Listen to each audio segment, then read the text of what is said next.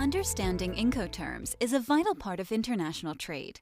When exporting products internationally, you must agree to sell your goods based on 11 Incoterms.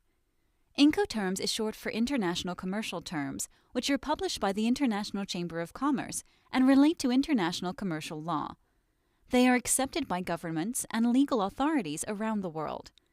The International Chamber of Commerce have published the latest version of Incoterms, Incoterms 2020, which have come into effect on the 1st of January 2020. Put simply, Incoterms are the selling terms that the buyer and seller of goods both agree to for the international sale and supply of goods. Incoterms clearly state which tasks, costs, and risks are associated with the buyer and which are associated with the seller. The Incoterm states when the seller's costs and risks are transferred onto the buyer. This chart displays Incoterms 2020 in an easy-to-understand format. Note, this chart should be used as a guide only. For a full and complete description, you should refer to the full version of Incoterms published by the ICC. The blue section displays the different types of Incoterms beginning from left to right.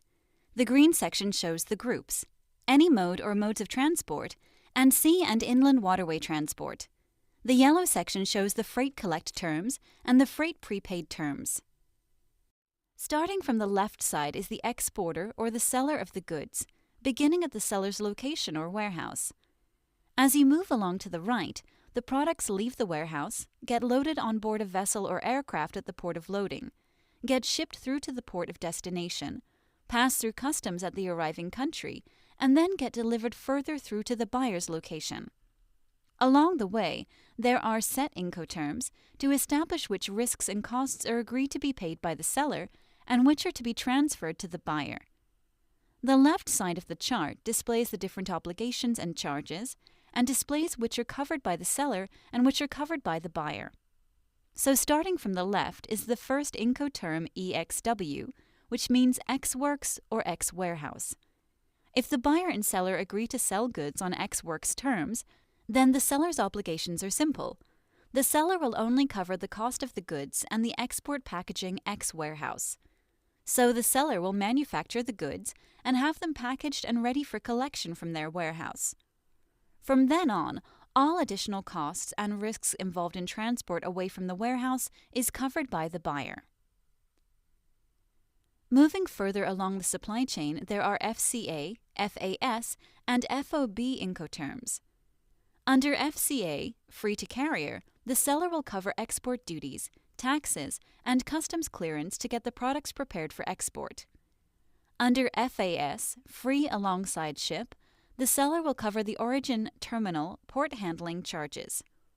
Then it moves on to FOB, free on board. FOB is generally the most popular Incoterm that is used for containerized trade. When FOB terms are agreed upon, the seller's obligation is to supply the goods and also to pay for all of the additional charges involved to get the goods actually loaded on board the vessel for export. That means the seller will cover all previously mentioned charges and pay for the loading charges to get the goods loaded on board the vessel for export. As soon as the goods are loaded on board, all further associated costs and risks are transferred onto the buyer. The buyer will pay for the international freight and all charges thereafter. If the seller agrees to pay for the cost of freight and carriage, then they can choose to sell the goods on CFR, CIF, CPT, or CIP Incoterms.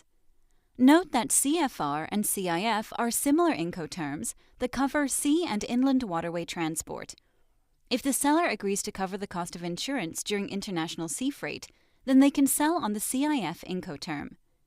CPT and CIP are similar Incoterms that relate to any mode or modes of transport, where the seller will agree to pay for the destination terminal, port, handling charges.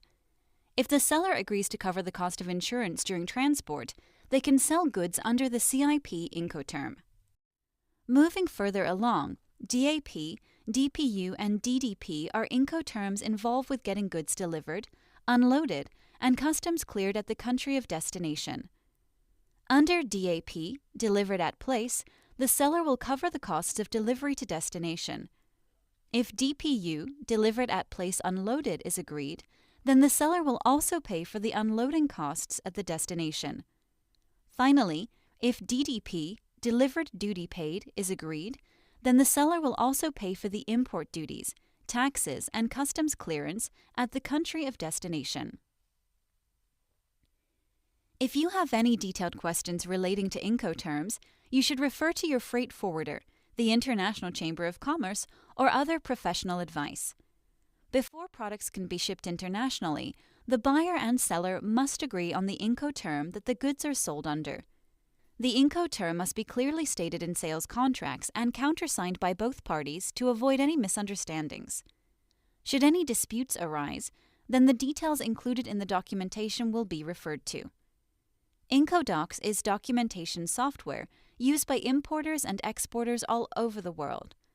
It allows importers and exporters to connect to easily create all of the sales and shipping documentation required for global trade.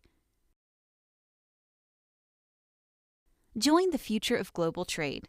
Try it yourself at incodocs.com.